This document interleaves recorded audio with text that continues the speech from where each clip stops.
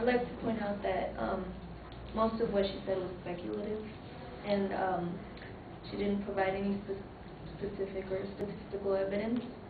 So we go off with, as previously stated, serious or tier 2 sex offenders are convicted for assault with intent to commit rape, oral copulation or sodomy, rape, sodomy with a minor or by force, lewd or lascivious conduct with a child or dependent adult, oral copulation with a minor or by force, continuous sexual abuse of a child, child molestation, penetration with a foreign object by force, kidnapping with the intent to commit specified sex offenses, felony sexual battery, and felony enticement of a child for purposes of prostitution.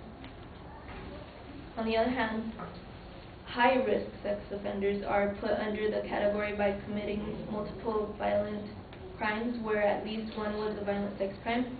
At the time they were labeled as high risk, there had to be criminal activity within 5 years, not including time in prison. The advocate had previously stated that the sex offender could easily put the wrong address and register him or herself under something else. But one agency identified 6 sex offenders registrants in violation of registration requirements through viewing the CD-ROM. 4 were arrested and convicted for failure to register properly. The other 2 had a felony warrant and a misdemeanor warrant issued for them. This shows that the sex offenders' whereabouts are indeed reinforced and they do not get away with it too easily.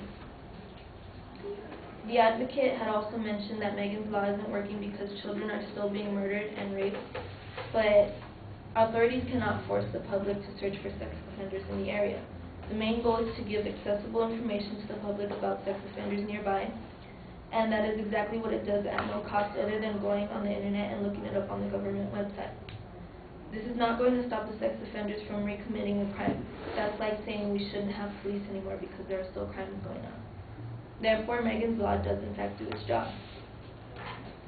Dr. Philip Witt, principal investigator at the New Jersey Department of Corrections, says that there was a pre-post group study of crimes committed by already named sex offenders before and after Megan's Law was taken into effect. It showed reduced recidivism, which included rearrest, reconvictions, and reincarceration. There were also increased community tenure that also includes days to first arrest and days to first arrest for a sexual offense, as well as reduced harm, which included fewer sex offenses, less violent offenses, and fewer child victims. In other words, before Megan's Law was put into effect, there was more crime than after it was made into a law. So it does make a difference, because if Megan's Law were to be removed, sex offenders wouldn't hesitate to go out of their home and commit another crime. Neighbors would be unaware, not knowing where sex offenders live, paranoid all the time, or not even at all, and they could just let their children roam free, thinking the neighborhood is safe. The sex offense crime rate would spike up just as it did before 1995 when Megan's Law was not yet in effect. After more than 4 years, the purpose of California's Megan's Law remains the same: to provide the public with information that will allow them to protect themselves and their families from convicted sex offenders. In conclusion, Megan's Law is effective and does work because it, as stated before and proven in many examples, it has saved many potential child victims from being raped or even murdered. It does not need to be repeated, otherwise neighborhoods would be unsafe again with children roaming the streets. If it were to be removed, children would be vulnerable again, as well as their families being unaware of their surroundings. Megan's Law is effective in terms of saving lives and money in medical bills.